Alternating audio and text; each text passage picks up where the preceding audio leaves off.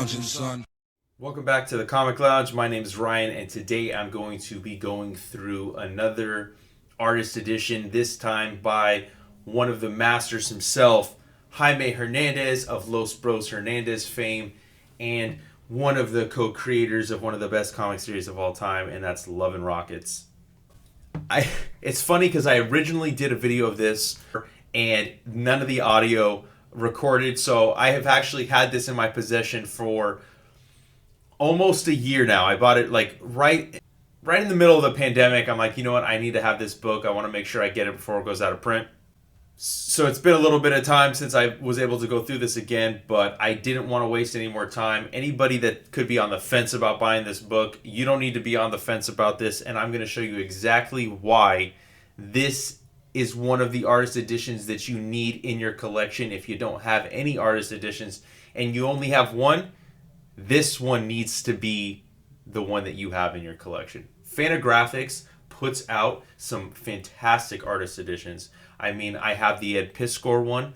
They have a Dan Klaus one. I believe they have a Charles Burns one. I haven't seen that one yet, up close and personal. But this is by far the favorite in my collection, and I want to go through it. I'm not going to show every page, obviously, because, I mean, that would take me hours to pour over, but I do want to show some of my favorite stuff, and like I said, I want to show you guys why this is what they definitely need in your collection. What I really love, I really love this opening page. You know, you're getting to see the tools of the craft, and crazy to see what he uses. And I'm sure, like, I'm not an artist myself, but I can imagine. And if you out there that are cartoonists yourself, this is something that I'm sure you could pour over for a while just to see, like, oh man, what tools is he using? What tools do you share in common? So I thought that was really cool to have this be the kind of the opening page. So right off the bat, I'll just quickly say it since I'm probably not going to go through every single story. We got the interview that takes place first. And then we have Queen Rena, Life at 34, All This and Penny 2, In the Valley of Polar Bears, Part 1 and 2, Boxer, Bikini or Brief, Spring 1982, Wigwam Bam, Part 8, Chester Square, which is one of my favorite Love and Rocket stories, Easter Hunt, Gonna Make You My Man, The Navas of Hazel Court, Maggie the Mechanic or Perla the Prostitute, Art Christmas, and It's Not That Big a Deal. And of course we got some outtakes. Before you even get into it, man, and you just look at this page, this is one of the things I've always loved about Jaime's work is the expressiveness in the face. And, you know, he talks about how, you know, Harry Lucy is one of his major influences and old school Archie artists, and it's clear to see if you look at these comparatively, you can definitely see the influence that Jaime definitely pulled from that as well. You know, and even, you know, Al Weisman, another one, Dennis Goes to Hawaii. Jaime has often said in interviews as being a high watermark in terms of like inspiration. I have a copy of it myself, and like I was like comparing it, looking at it, and it's definitely evident too that, you know, Al Weisman's art, Harry Lucy's art, both heavily influenced Jaime Hernandez, and he just took it to another level. So right here, talking about the tools that he uses. The great Gary Groth, you know, publisher of Fantagraphics, done a shit ton of interviews for the Comics Journal. He conducts this interview with Jaime Hernandez, and I won't get too into it. You know, this is probably one of the most in-depth interviews I've seen with Jaime.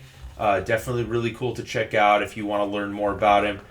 You know, after reading this, I'm like, fuck, what do I ask Jaime when I interview him? So I kind of tried to ask some new questions, but, you know, so much of it has been answered, and there's only so many times you can ask him the same question in a different way. So you know, in terms of like when I decided I wanted to interview him, I also realized that, you know, maybe not everybody is familiar with his work. So, and they may not have read this interview. So it may have been the way they discovered him. So I hope that me interviewing him also led people to checking out the work. I recommend this all the time at the shop I work at. You know, Love and Rockets has become one of my favorite series of all time. I was a little late to the game. Thank God for my little brother, who I got into comics. He read it before me, bought me Maggie the Mechanic for my birthday, and from there on, I've Been a fan of Love and Rockets ever since.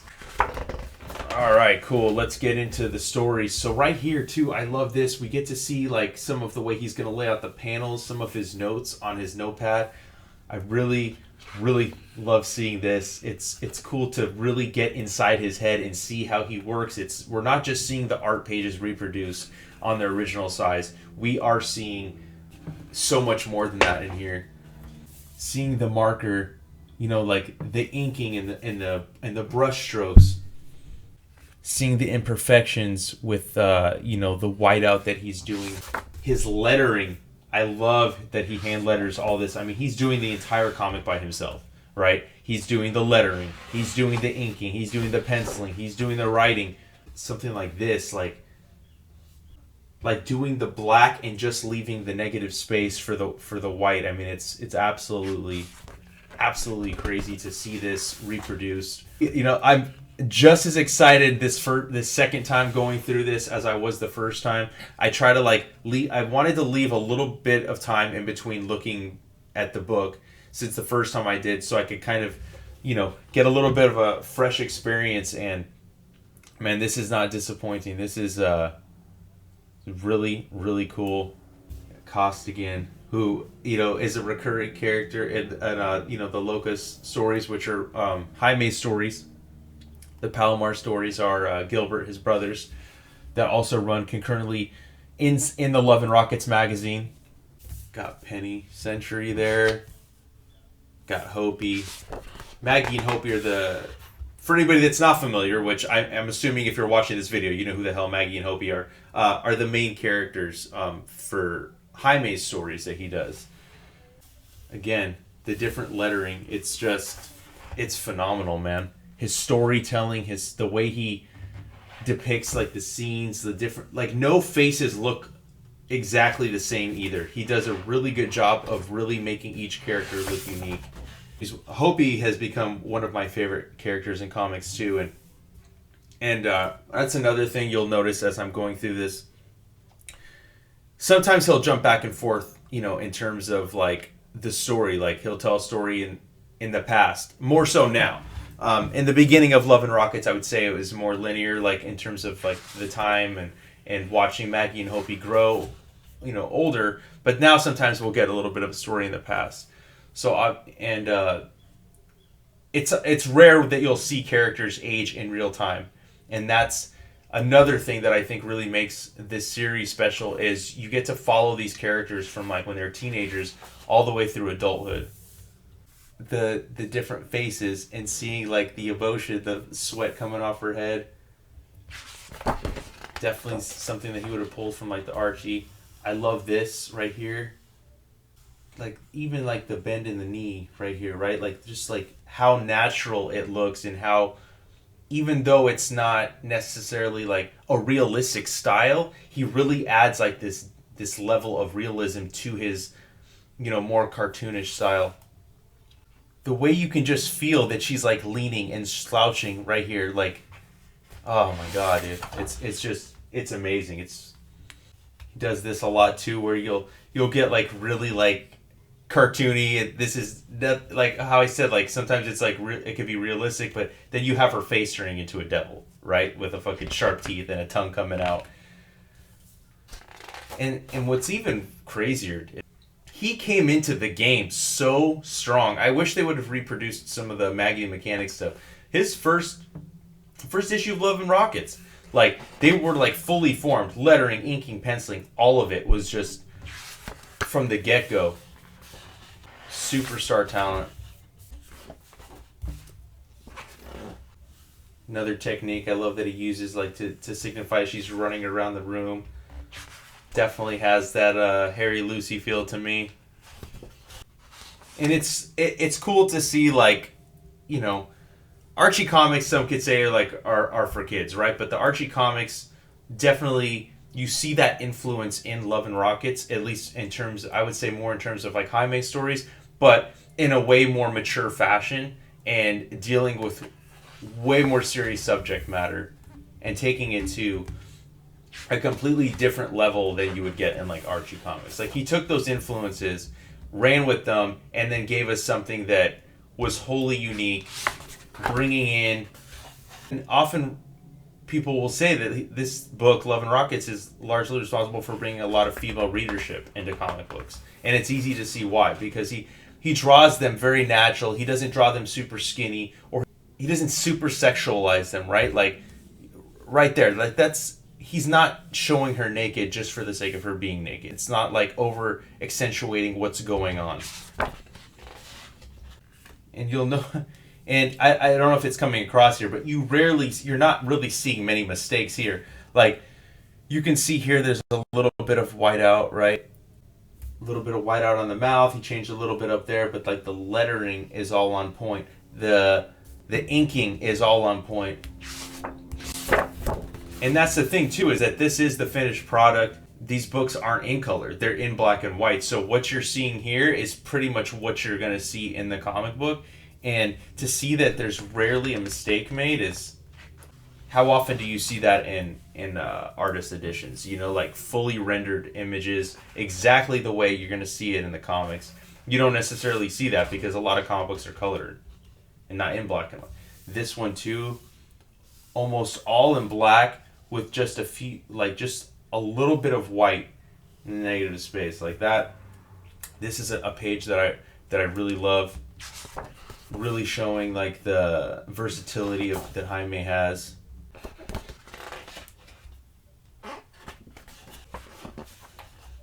I mean, I'm telling you, man, this is one book that is worth every single penny. $150 for this book, and you're getting your money's worth. I love the title page for Wham Bam here, right? And it's just like it's these simple things that he adds, you know, with like the puffs of cloud coming out, the sweat coming off, or like the little droplets coming off here that really give that extra to the book, to the story, to the panels that you're looking at, that I feel like if they weren't there, it wouldn't come across the same. It wouldn't be what it is, and it wouldn't be as amazing as it is if it didn't have all these little things added in.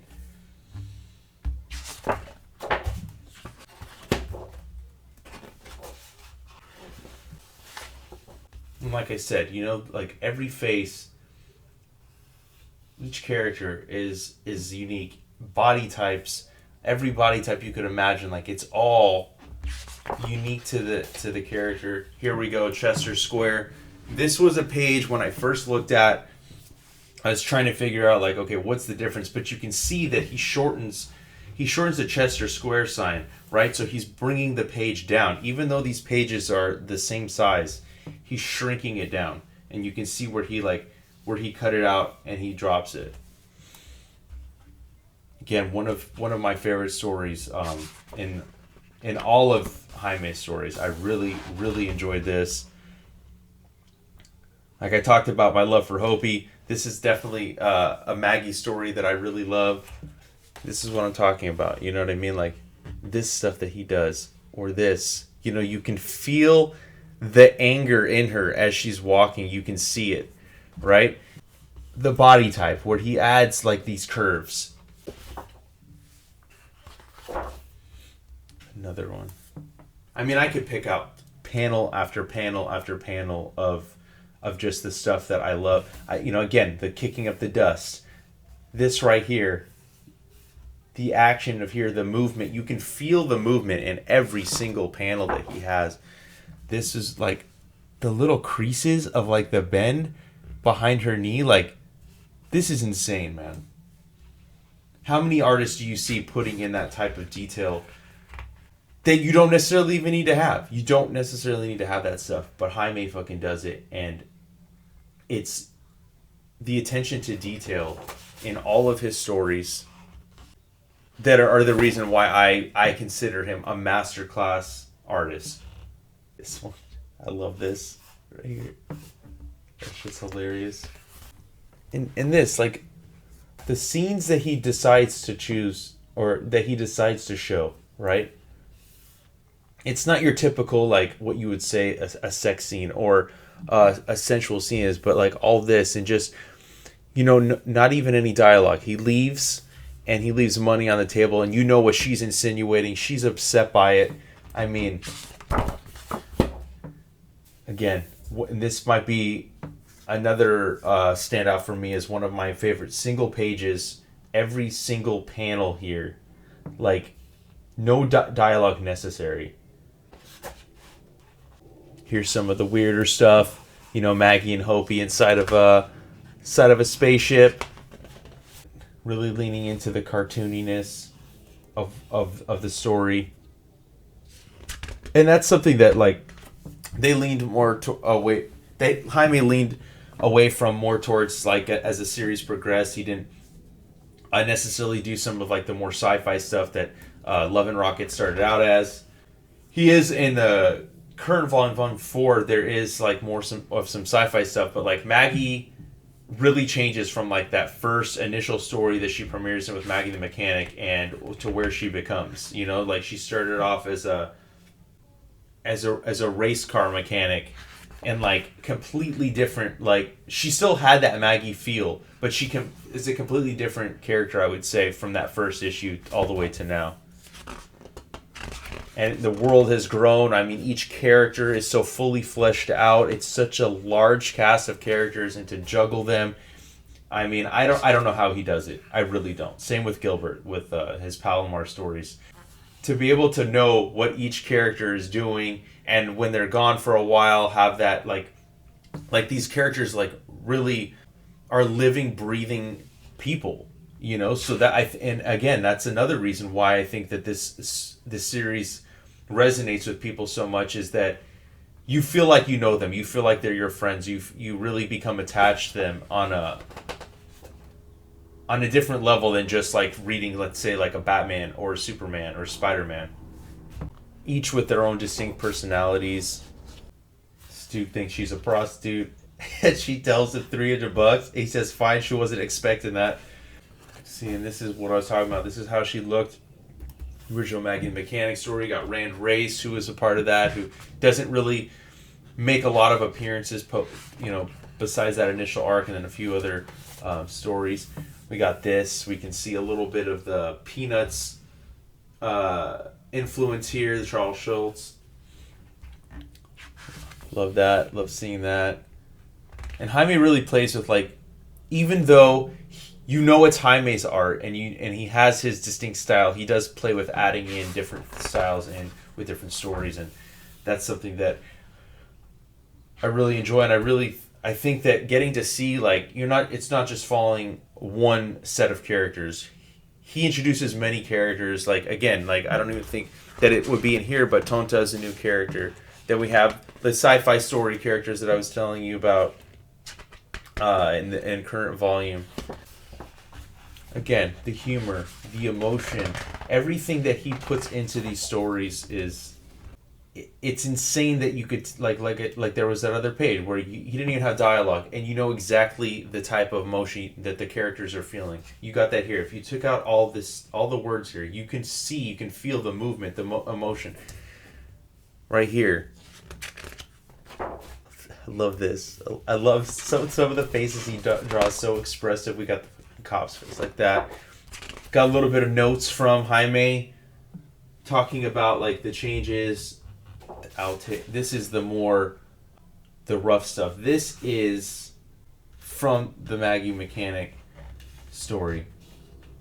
Get more of the rough pencils. This is like the first part of the book, after the interview. That's all really awesome stuff. But this is where we get to see even more of Jaime and his process, and the rough pencils, and the where he's lettering, where he's obviously changes stuff up. He hasn't fully done it. You can see the marker, the strokes of the marker here, like lettering before you even have the art finished here. And like I said, he came in fully formed. Man, look at this. Is all his early stuff, and the level of detail, phenomenal. You can see how some of the pages have yellowed.